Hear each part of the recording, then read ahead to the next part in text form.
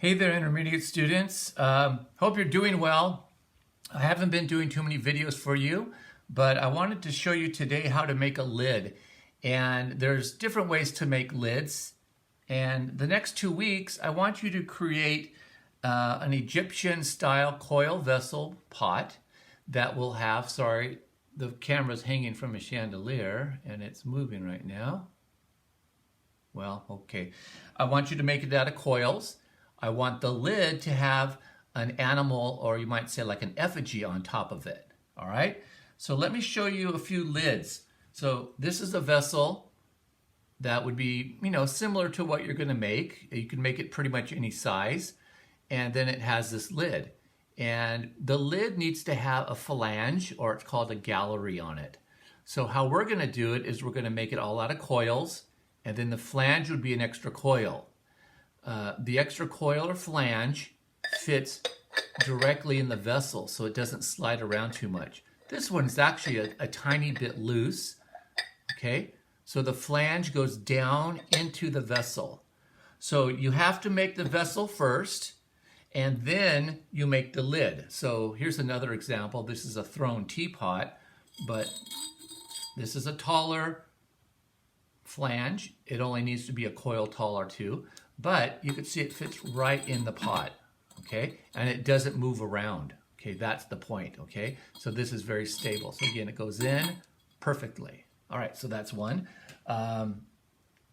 Here's another teapot. These are things I just had lying around here. So again, you make the vessel, and we have some packing peanuts, and then you make the lid with a piece of clay that sticks up. Again, it doesn't need to be that tall. You can make it that tall so it doesn't wiggle around and move. And when you pour it, it doesn't tip off, okay? Here's another example. Okay, it's a teapot again. And the lid, you can see it locks in place. It doesn't move, but you can see it has a little extra piece of clay that goes down into the vessel to lock it in place. Okay, those are all created with the lid containing the gallery or channel.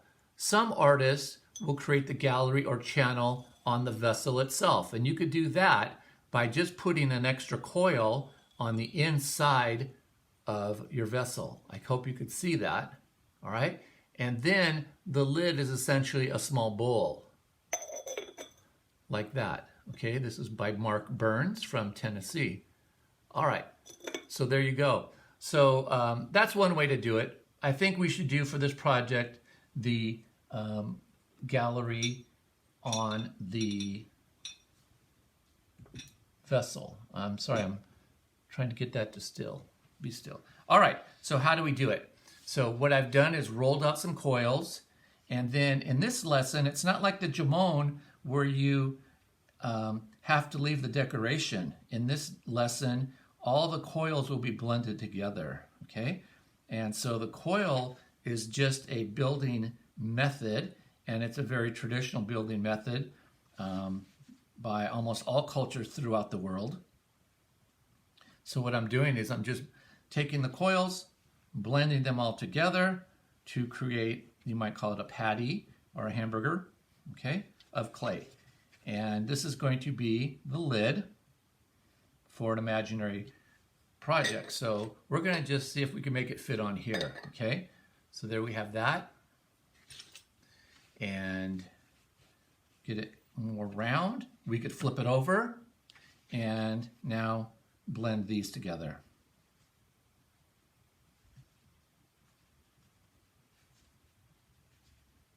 Trying to work quickly so you don't get too bored.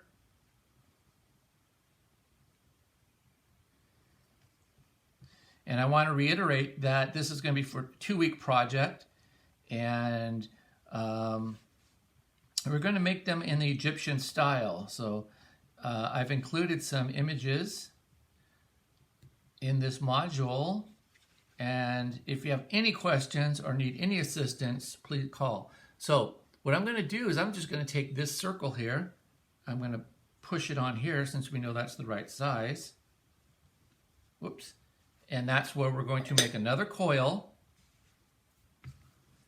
and we're going to set it right on top of that area. It's definitely not like working at Citrus. We don't have a lot of area here, but I'm sure you guys are struggling at home the same way, so I feel for you. All right, so there we have a coil. Remember, when you add pieces together, particularly a separate piece, not like we did the lid, the beginning of the lid, you need to scratch it up or score it up. And we don't have slip or magic water, but we could just use regular water. Put that on like that.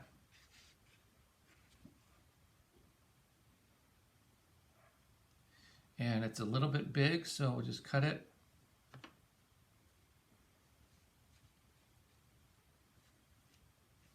And then we'll just blend it in.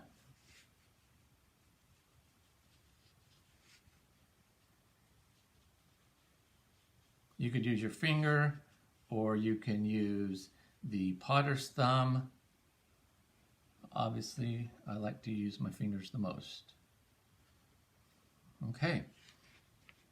So that's very rough, but you can see there's a raised area that will then